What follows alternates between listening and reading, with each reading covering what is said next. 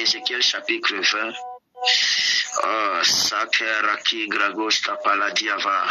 Chapitre 22. Le verset 30, je lis au nom du Seigneur.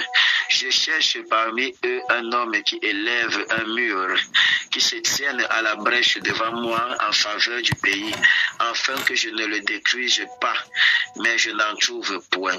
Père, je bénis ton nom pour ta parole. Donne-moi de la transmettre dans toute sa véracité. Permets-moi de décroître afin que tu croisses, que la gloire et l'honneur te reviennent dans le nom puissant de Jésus-Christ de Nazareth. Amen.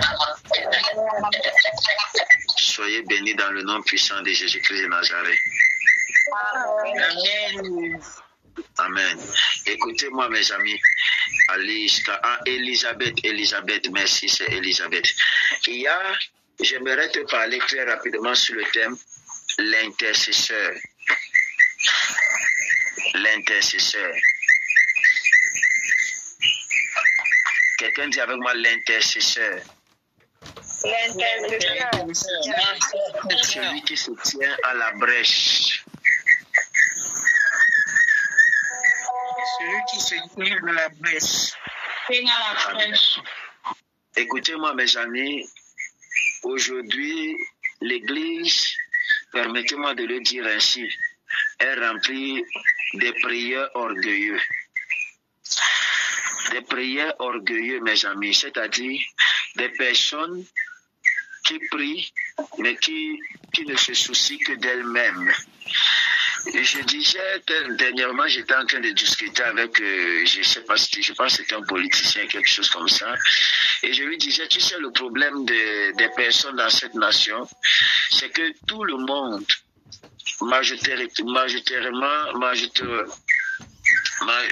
qui est Seigneur, en majorité,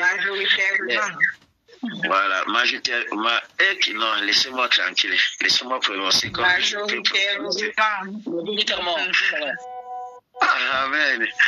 Laissez-moi, je ne vais pas faire l'accident avec ma langue.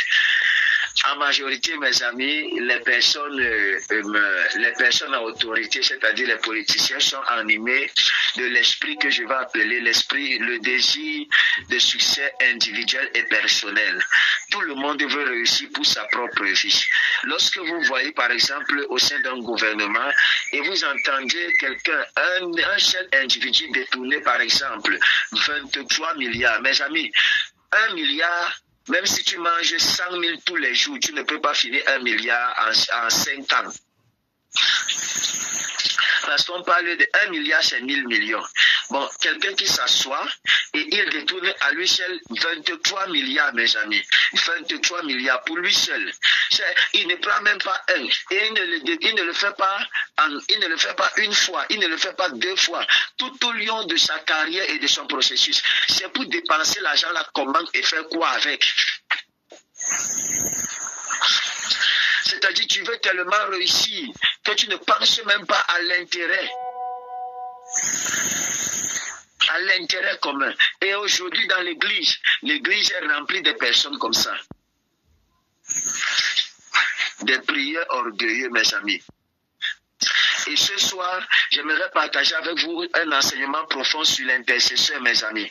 L'intercesseur. Alors, qui est un intercesseur et pourquoi l'intercession, mes amis, est-il essentiel? Pourquoi, mes amis? Un intercesseur est une personne, mes amis, qui se place à la brèche, mes amis, entre Dieu et les hommes, pour prier, pour plaider, pour intercéder, pour supplier, pour d'autres, mes amis, même au prix de ses propres intérêts. Même au prix de ses propres intérêts. Un intercesseur, c'est une personne, mes amis, qui se tient à la brèche entre Dieu et les hommes, pour prier, mes amis, pour plaider, pour intercéder, mes amis, pour supplier pour d'autres, même au prix de ses propres intérêts. C'est-à-dire, il fait passer l'intérêt des autres au détriment de ses propres intérêts. Il ne vit pas d'abord pour lui, il vit pour les autres. Il ne cherche pas d'abord son profit, il cherche le profit des autres. En fait, son plaisir, c'est de faire plaisir aux autres. Et sa prière, c'est de prier pour les autres. La Bible déclare dans le livre d'Ézéchiel 22, le verset 30, tel que nous avons lu, « Je cherche parmi eux un homme qui élève un mur, qui se tienne à la brèche devant moi en faveur du pays, afin que je ne le détruise pas, mais je n'en trouve point. » L'Éternel se cherche des personnes qui peuvent se tenir à la brèche pour intercéder, non pas simplement pour eux, mais pour le pays. Et la Bible déclare, à la grande tristesse de Dieu, il ne trouve personne. Vous vous imaginez, dans tout l'ensemble d'un territoire, Dieu se cherche des personnes qui se tiennent véritablement, non pas pour eux, non pas pour eux-mêmes, mes amis, pour le peuple, pour que le pays ne soit pas détruit. Parce que même si le pays est détruit, toi qui es en train de chercher ton profit personnel là, tu ne pourras pas progresser, mon ami. Tu ne pourras pas progresser, tu ne pourras pas progresser. Alors combien de personnes sont prêtes à se tenir? Dieu dit qu'il ne cherche pas, il ne trouve pas. Sur tout l'étendue d'un territoire, dans tout l'ensemble d'un territoire, il se cherche des personnes qui pourraient se tenir pour prier pour les autres, pour prier pour leur assemblée, pour prier pour leurs frères et sœurs, pour mettre de côté leurs besoins, pour mettre de côté leurs soucis, pour mettre de côté mes amis. Tout à l'heure, j'avais une discussion, en fait, les fils de la garnison des prophètes, il y a quelque chose qui s'est passé et quelque chose qui s'est produit, mes amis, et chacun était en train de parler dans l'optique de parler de lui. L'autre vient dire que non, si par exemple je n'ai pas encore contribué, c'est parce que je suis temps, parce que j'ai temps. L'autre vient dire que non, même si tu as temps, ça ne doit pas t'empêcher de pouvoir réagir. L'autre vient parler, dit que non, chacun est venu dire son mot, mes amis. À la fin, je me suis rendu compte qu'en fait, tout le monde est en train d'essayer de se défendre ici. La cause qui nous rassemble même, on n'est même plus en train d'en parler. On ne parle plus de ça. On parle plutôt de chacun parle de son désir, de comment est-ce qu'il a quelles sont ses impressions, il dit je parle pour moi, ou bien je dis ceci, je dis ceci, je dis ceci, ou bien je fais comme ça, il faut prendre ceci. Je me suis rendu compte que dans tous les propos qui étaient tenus, l'intérêt collectif avait disparu. La raison pour laquelle nous avions commencé à communiquer a disparu, mes amis, a laissé place pour moi, mes amis. Quand on est déjà ensemble, il n'y a plus de moi. Il n'y a plus de moi, mes amis. Le fait que nous soyons déjà ensemble, comme par exemple dans ce forum, je dois privilégier l'intérêt commun à mes propres intérêts. Mais il y a des moments ici, mes amis, je passe par des situations, vous ne pouvez même pas imaginer. Mais ma vie passe en second plan. C'est d'abord l'intérêt commun. C'est d'abord notre vie. C'est d'abord vos besoins, mes amis. Pourquoi? Parce que l'unité est plus puissante. L'intérêt de l'unité d'ensemble est plus puissant que l'intérêt individuel. J'ai compris, mes amis, que seul, tu ne peux rien faire. Tu peux peut-être partir vite, mais qu'ensemble, on part loin. Ensemble, on part loin. Alors, il y a des moments où je dois être capable de prendre mes désirs, de les mettre de côté et de prier pour les autres. Si je prie pour les autres prieront pour moi. Amen. Si je suis seul et que je prie pour tout le monde, tout le reste là va prier pour moi, mes amis. Est-ce que je suis en train de parler à quelqu'un? Amen, amen. Amen. Mais aujourd'hui, lorsque tu viens à l'église, tu ne cherches même pas à t'acquérir du besoin des autres. Ton frère vient, il fait 3 jours à l'église, tu ne le vois pas. Tu ne cherches même pas à savoir non simplement ce qui ne va pas, mais même à élever la voix pour prier pour lui. Tout ce que ta bouche trouve à faire, c'est de verser le venin congosatique. Ne cherchez pas dans le dictionnaire, c'est pour le prophète Emmanuel. C'est simplement verser le venin congosatique au lieu de te mettre dans la prière. Si tu vois que ton frère a trop de défauts, au lieu de le saquer, au lieu d'ouvrir ta bouche pour lui, sur lui, mets tes genoux au sol, mon ami. Prie pour lui. Il a plus besoin de tes prières que ce que tu es en train de dire. Si tu constates qu'il a une faiblesse, au lieu de l'exposer, prie pour lui, prie pour son changement. Prie pour son changement. L'église avançait et l'église primitive grandissait parce qu'ils grandissaient ensemble. La Bible déclare que Les autres étaient même prêts à faire des sacrifices de leur propre maison pour l'utilité commune, pour le besoin commun, pour Ayakamalaki Atavada. Mais aujourd'hui, on va dire que non, celui-là, celui-là, il est. Nous ne cherchons plus, mes amis, d'abord le désir du royaume. Nous cherchons d'abord notre propre désir, notre propre volonté. Que le Seigneur nous en délivre, qu'il nous aide. Si tu me dis Amen, je continue. Amen, amen, amen. Amen. Amen. Amen. Est-ce que tu sais que tu peux être chrétien, pasteur, serviteur sans être intercesseur? L'intercession n'a rien à voir avec la tycrologie, mes amis. Beaucoup sont sauvés, mes amis, appelés même ouïs, mais n'ont pas de vie d'intercession. Ils prient pour eux-mêmes, leur réussite, leurs besoins. Ils se disent que certainement pour simplement intercéder pour les autres, il faut avoir le ministère d'intercession. C'est du mensonge. Oh, pour prier pour les autres, pour porter le fardeau des autres, il faut simplement être appelé au ministère d'intercession. C'est faux. Un intercesseur va au-delà de lui-même. Il prie pour les autres, pour sa nation, pour l'église, pour sa famille, mes amis. Est-ce que je parle à quelqu'un? Peu importe son rang, peu importe son titre, il porte le fardeau des autres. Il porte le fardeau des autres, mes amis, je vous assure. Amen. Amen. L'intercession, c'est le cœur de Jésus-Christ. L'intercession, c'est le cœur de Jésus-Christ, mes amis. Hébreux 7, le verset 25 dira, c'est aussi pour cela qu'il peut sauver parfaitement ceux qui s'approchent de Dieu par lui, étant toujours vivant pour intercéder en leur faveur. Jésus-Christ a jeûné 40 jours, mes amis, avant de commencer son ministère. Pas pour lui-même, mais pour préparer la victoire pour les autres. Amen. Il va dire à Pierre, j'ai prié pour toi. Pour que lorsque le malin se lèvera, quand tu seras affermi, songe aussi à affermir les autres. J'ai prié pour toi. J'ai prié pour toi. J'ai prié pour toi. Combien de temps tu passes en une journée pour prier pour ton frère? Combien de temps tu passes en une journée pour prier pour la nation? Je cherche qui va bâtir le mur et se tenir à la brèche pour ne pas que je détruise la nation. En quelque sorte, Dieu est en train de dire que s'il y a des personnes qui se lèvent pour prier, même sa sentence peut être repoussée et annulée. Amen. Amen. Alors pourquoi devons-nous être des intercesseurs d'abord? Tout enfant de Dieu doit être d'abord premièrement un intercesseur. Premièrement, pour ta famille, mon ami. Tu te dois d'être un intercesseur pour ta famille. Amen. Tu es peut-être le seul canal que Dieu utilise pour bloquer les attaques contre ta femme, contre tes enfants, contre ton foyer, contre tes frères et sœurs. Tu es peut-être ce seul canal, mon ami. Si tu ne te lèves pas pour prier, le diable fera n'importe quoi de leur vie, mon ami. Job 1, le verset 5 va dire, Job offrait chaque matin des sacrifices pour ses enfants. Job offrait, c'était quelque chose qui était constant. Chaque matin, il offrait des sacrifices pour ses enfants. Amen.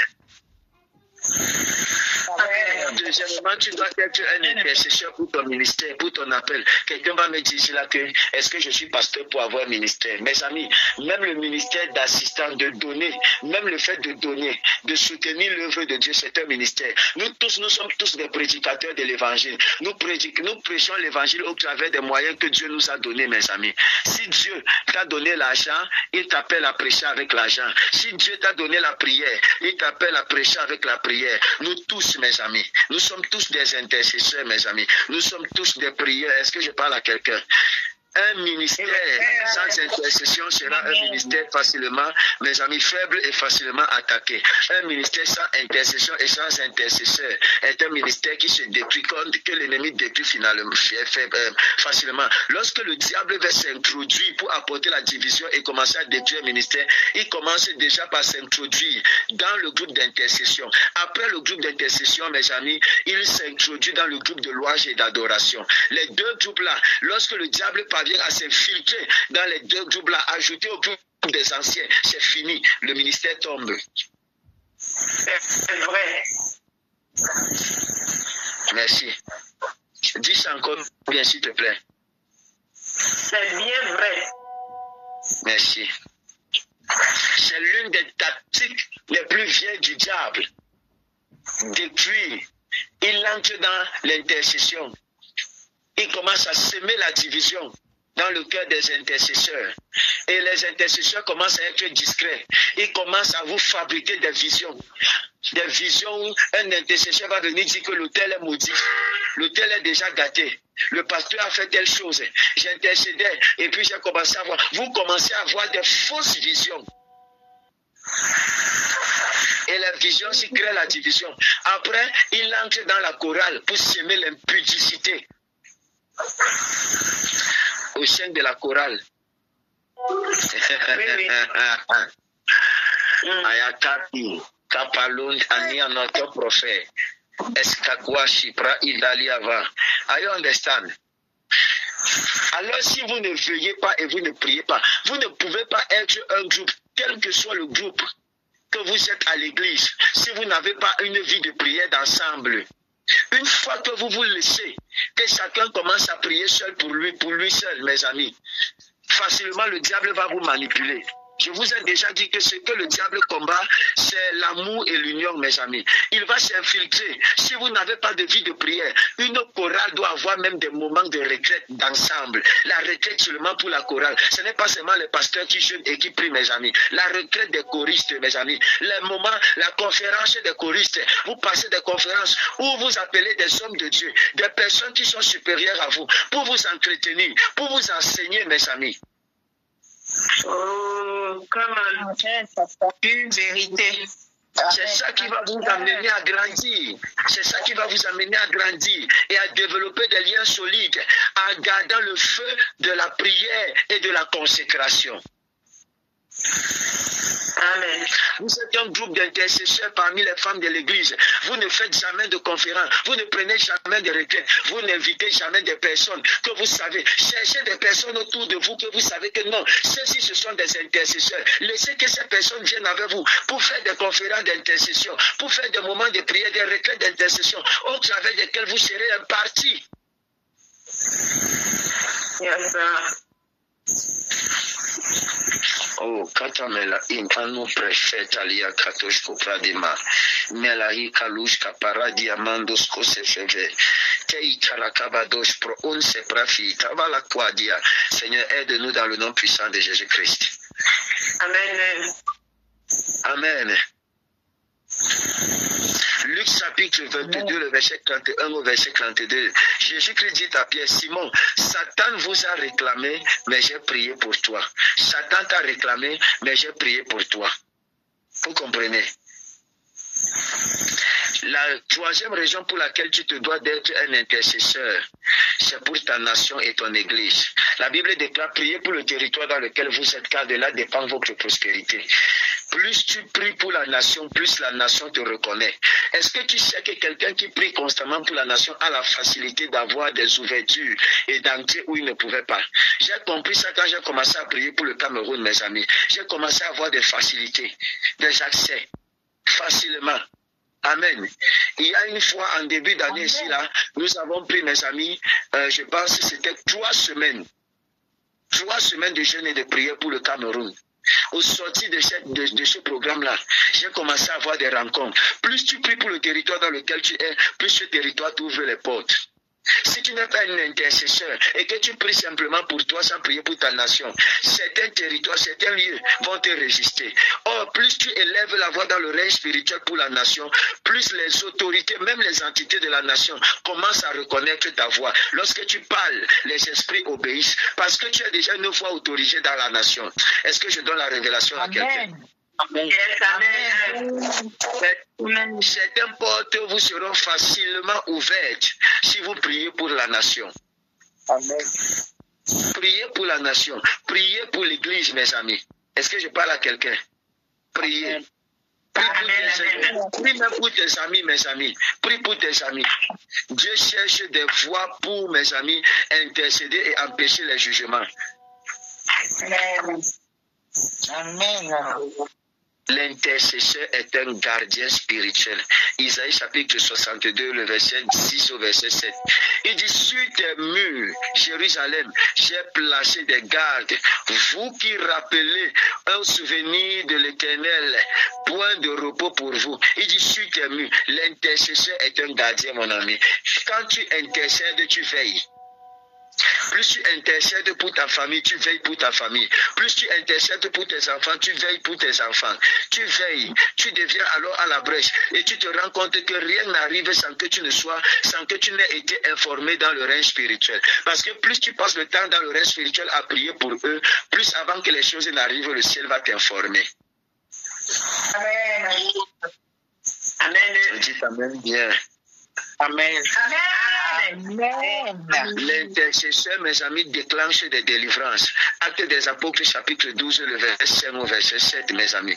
Pierre étant en prison, mais l'église priait sans cesse pour lui et un ange est venu pour le libérer. La raison pour laquelle Pierre a été libéré, c'est parce que l'église priait pour lui. Combien de temps vous prenez pour prier pour votre pasteur?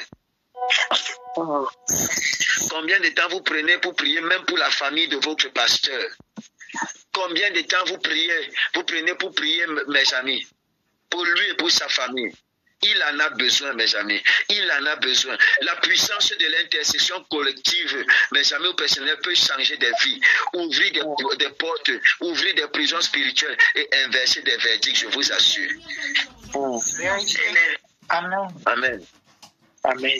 Tu ne peux pas rester un chrétien passif. Tu ne peux pas. Tu ne peux pas. Je t'interdis de continuer à rester un chrétien passif à l'église. Non, moi je suis simplement un chrétien, un simple chrétien. Je t'interdis ce langage et ce raisonnement. C'est le temps que tu te réveilles. C'est le temps que tu te lèves. C'est le temps que tu te lèves, mon ami. Arrête de paresser. Arrête de recommencer. Le temps qui passe ne reviendra jamais, mon ami. Tu ne seras jamais demain ce que tu as été hier. Parce que tu es aujourd'hui le produit des décisions que tu as prises hier. Donc tu dois prendre une décision, c'est de te lever et d'avancer. Arrête de recommencer, mon ami.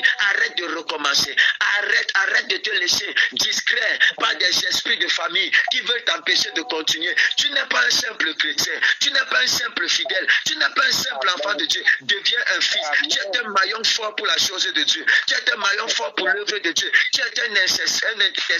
Tu es une arme entre les mains de l'Éternel. Et le diable connaît ça. C'est pour ça qu'il te pousse à paresser. C'est pour ça qu'il te distrait. C'est pour ça qu'il te met des pensées bizarres dans la tête qui ne sont pas de Dieu. Parce qu'il sait que si tu te réveilles, tu vas réveiller.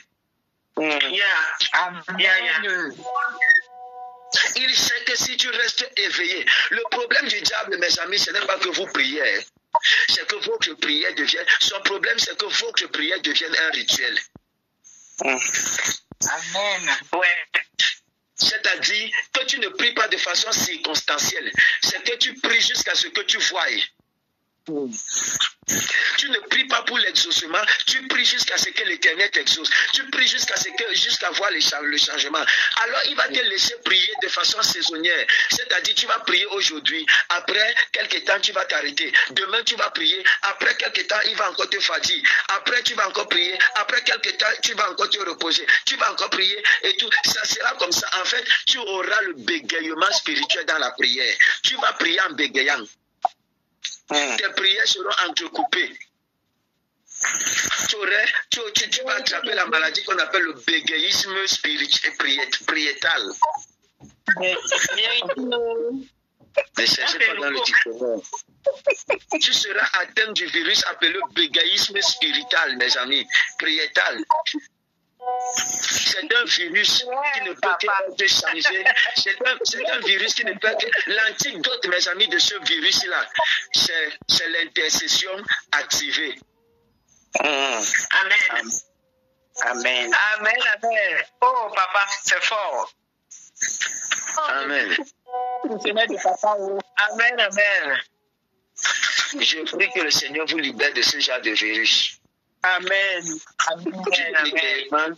Priétal au nom de Jésus-Christ. Amen. Que l'Éternel te délivre du bégayisme priétal au nom puissant de Jésus-Christ.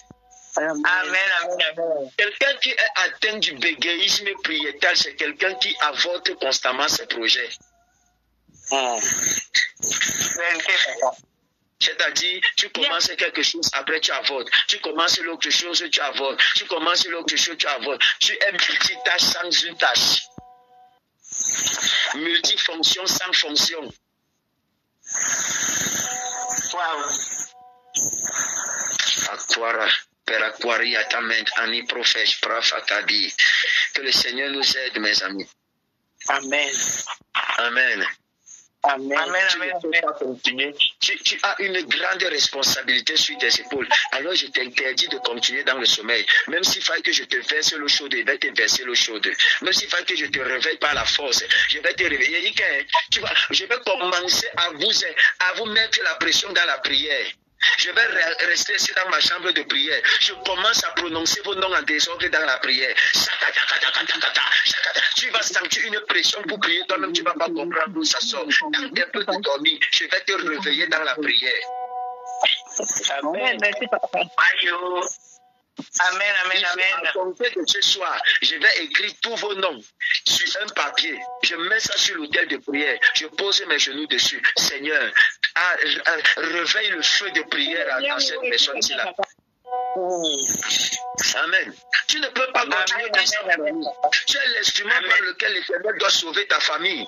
Ton père ne doit pas mourir étant païen. Ta mère ne doit pas partir étant païen. Tes frères et soeurs ne doivent pas partir étant païens. Le salut de leur âme détermine de ta consécration dans la prière. Est déterminé par ton niveau de consécration dans la prière. Tu te dois de prier pour soutenir ton appel. Tu te dois de prier, mon ami. Tu te dois de prier pour protéger ceux que tu aimes. Tu te dois de prier pour impacter ta génération. Alors comment continuer à rester un chrétien simplement passif? Comment, mes amis? Comment? C'est le temps pour toi de te réveiller. C'est le temps pour toi de te réveiller. C'est le temps pour toi de te réveiller, mon ami. C'est le temps pour toi de te réveiller. Écoute-moi, je vais faire une prière prophétique ce soir. Je ne demande pas ton avis. Je fais cette prière. Père, dans le nom puissant et précieux de Jésus-Christ, réveille tes enfants et révèle-les de l'esprit d'intercession. Toute personne sous le son de ma voix, réveille-les, Seigneur, et révèle-les de ton esprit d'intercession. Allume un feu de la prière. Oh Dieu, qu'à compter de ce soir, je laisse enlever le sommeil pendant une période. Dans le nom puissant de Jésus-Christ, je place un ange qui va les réveiller la nuit pour prier. Dans le nom puissant de Jésus-Christ de Nazareth. Père, je prie que leur cœur devienne des cœurs brûlants pour la prière, pour les autres, pas simplement pour eux. Mets en eux les fardeaux des autres. Donne-leur des visions. Quand ils vont dormir, donne-leur des rêves des autres, Seigneur, de prier pour les autres, de rêver qu'elles soient en train de prier pour les autres, au nom puissant de Jésus-Christ. Amen. Amen. Donne chacun de nous de devenir une voix devant ton trône pour nos maisons, pour nos pays, pour notre église, pour nos familles. Au nom puissant de Jésus-Christ, nous voulons devenir des voix. Dans le nom précieux de Jésus-Christ de Nazareth. Dans le nom précieux de Jésus-Christ. Dans le nom précieux de Jésus-Christ. J'enlève la paresse et le sommeil. J'enlève la procrastination. Dans le nom puissant de Jésus-Christ. Vous devenez des hôtels de prière.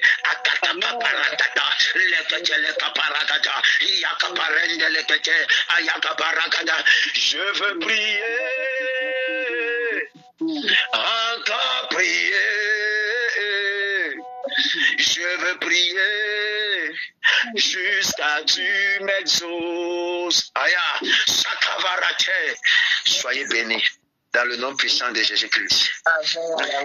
Très rapidement, je vais laisser la parole à la sœur et la psalmiste Elisabeth qui, en quelques minutes, partagera avec chacun, enfin, dépendamment de ce que l'Esprit aurait mis dans son cœur.